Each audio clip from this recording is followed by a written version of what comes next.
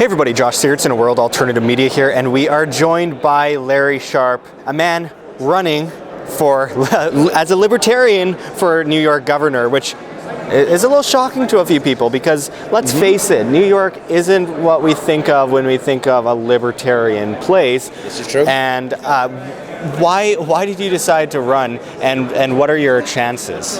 It's a great question, and the first thing is, you're right, most people don't think of that. But there is an advantage of a very blue state, and that is, if the state's very blue, the red team isn't going to come out. And that's happening right now. In New York right now, at this moment, Governor Cuomo has one of his lowest approval ratings he's ever had. And where are the Republicans now coming out to fight him? They're not. Why aren't they coming out to fight him? He's at his worst. Yeah. Because they can't win. They know they can't win. Whoever they put up is going to be a sacrificial lamb. They'll put someone up next year and whatever. A paper candidate. But what does that mean? That means people have given up. So all of a sudden, here comes libertarian. Someone who shares both the values that the Democrat and Republican Party were supposed to have, and they've abandoned because of the tribalism. Now all of a sudden they have an opportunity to vote for someone who shares their values. They have a real chance for hope. So two things happen. Those Republicans who thought, I have no chance, I have a chance to get some of what I think is valuable from this Larry Sharpe guy. Democrats who say, I can't stand this Cuomo guy, he's a king, they have a chance. But most importantly, the biggest voting bloc that people don't talk about are those who don't vote. They don't vote. Why? They think nothing's going to change. Who cares? There's no hope. It doesn't matter. I can show them that it matters. They'll come out and vote. Everyone that says that they won't vote, I mean, there's obviously a large portion of libertarians that, from a moral side of things, don't vote. And that's reasonable.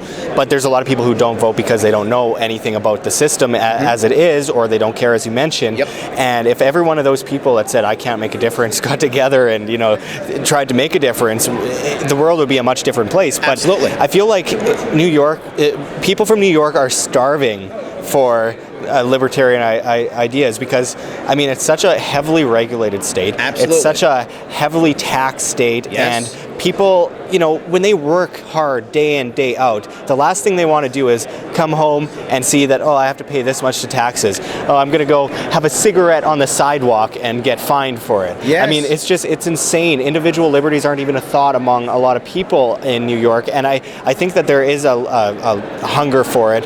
But what is your main target for bringing this to people? What you said was exactly correct. I mean, there is an issue in New York State where people in certain places have just given up. They say, if I'm going to live here, I want to leave, but I can't because no one will buy my house because it's underwater.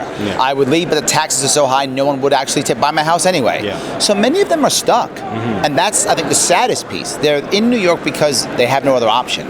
So our answer in New York has always been, bribe you to stay. Now it's free college, right? Or we bribe some business to come in. They stay for 2 years and leave, and then we're stuck with the bill, and we have to, and now literally the state owns the property now. So all of these things make a situation where people actually believe that if you own a house, the tax is so high, it feels like you're still renting. You're just renting from New York State. So it feels terrible. You're right. So what can we do? Give them some hope. Show them. Now, this happened because I'm so smart and handsome. I am smart and handsome. But that isn't the reason why it works. It works because we're able to raise money and provide awareness.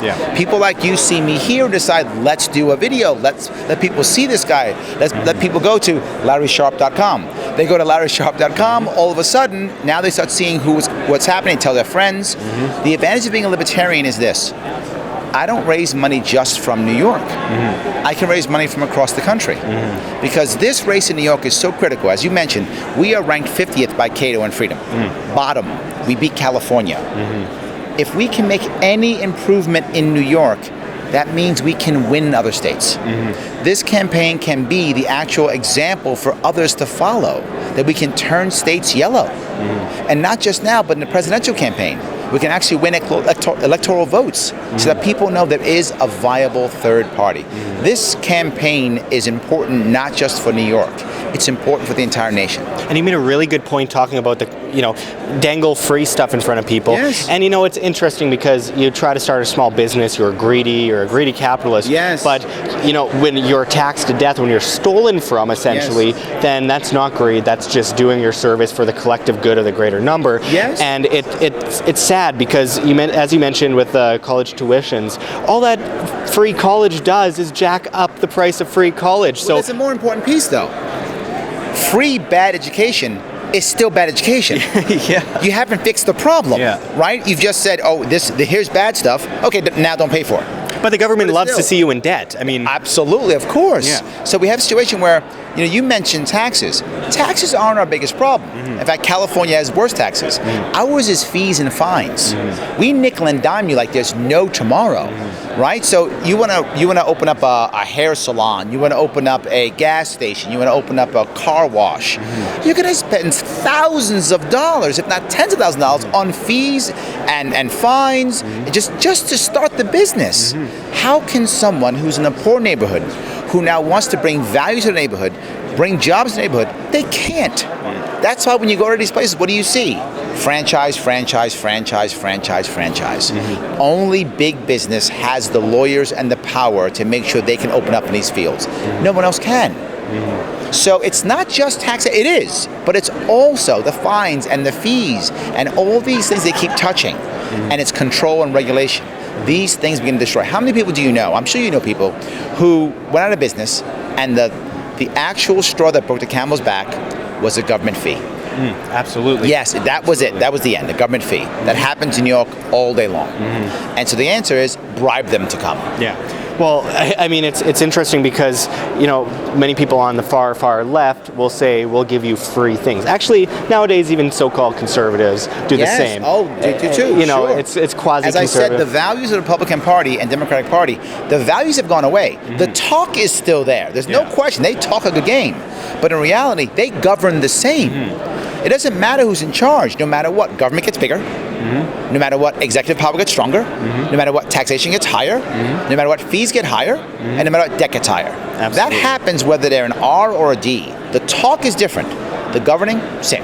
Absolutely. And, it's interesting because as I was kind of getting into, it's that the far left says, here's a bunch of free things. The libertarians say, how about you just don't get extorted and you won't be on the street needing free things, and that's a big part of it. Let's cut out the root cause of these problems instead of perpetually Hegelianly just creating a problem reaction solution repeat scenario that just continues to put you more in debt, more into poverty, while under the guise of helping and caring. Well, how can the government fix problems if it doesn't create them? Yeah. Right, it has to create the problems so it can fix them. Yeah. So exactly right, yes. But no, as most libertarians have to learn, and we right now have what's called the Libertarian Leadership Academy. And that's the second aspect of this. As I go around, I'm training people throughout the country, and I have people who now online can watch videos to learn how to speak to people, how to start your own campaign, how to build a campaign team out, how to raise money. These are important things the party hasn't had. We've always been, what you've just said, we're good debaters. We win arguments all day long, but arguments, they don't win elections. So we have to be able to not just go government bad. We've got to be able to say, here's a libertarian solution to your problem. A problem that, libertarian solutions are always long-term problems because we want to fix the problem and let the market deal with it. Government by default short-term because we have to have another problem so we can run again. So absolutely. Libertarian ruling is like, let's make it an overall, it's all fixed, it's better. Will there be problems? Of course, there's always problems.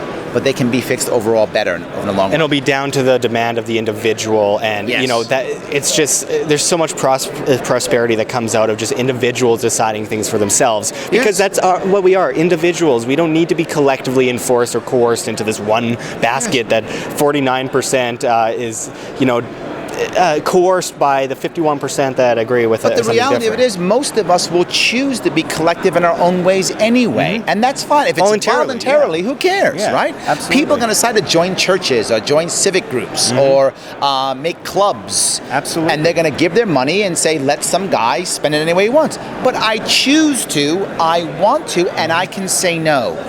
That's not forced. That's wonderful. Yeah, absolutely. People do it with their families. They give money to their whatever.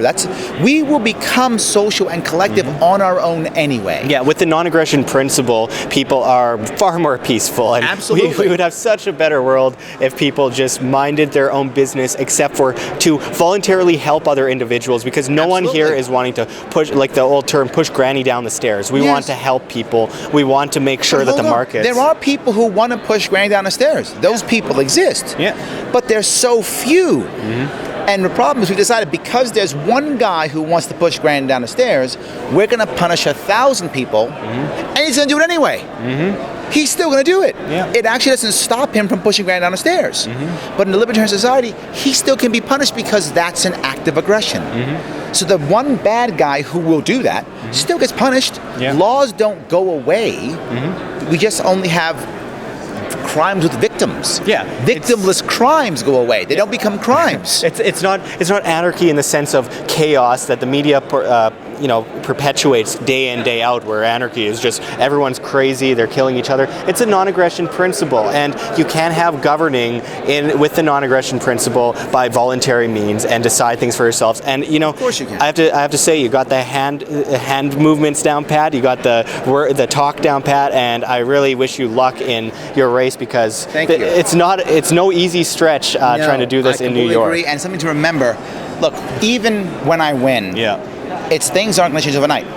A volunteer society is a wonderful goal for us to go towards. That's not happening in America for decades. It's not happening in New York for decades. The first year that I'm governor, my time is going to be trying to handle a hostile house. Oh, absolutely. I'm going to be spending my time talking, communicating, getting the grassroots to understand what could happen, showing the best way, using the bully pulpit, so that the next year, some libertarians will win elections, and not just that, those people in the House will see how the people in their community say, Larry Sharpe's right, you better do something. Absolutely. Year 2, 3, and 4 is when we see change, not year 1. Absolutely. I like to dream, I just think about the future and think the potential is brilliant when it comes to the individual freedom of just people interacting, trading, just unrestricted from this massive order that's they benefit from the debt, they benefit from the poverty, they benefit from that system because they can control people with that system. You can't fix problems if you don't create them. Absolutely. Well, thank you very much for talking with us, sir.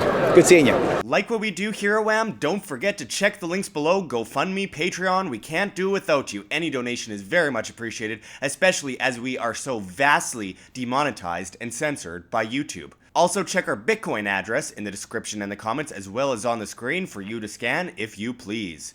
And also find me at Josh Sigurdson at steemit.com. That's steemit.com. The future of social media, where you get paid in cryptocurrency to blog and post. Until next time, this is Josh Sigurdson signing out from World Alternative Media. Find the truth, be the change.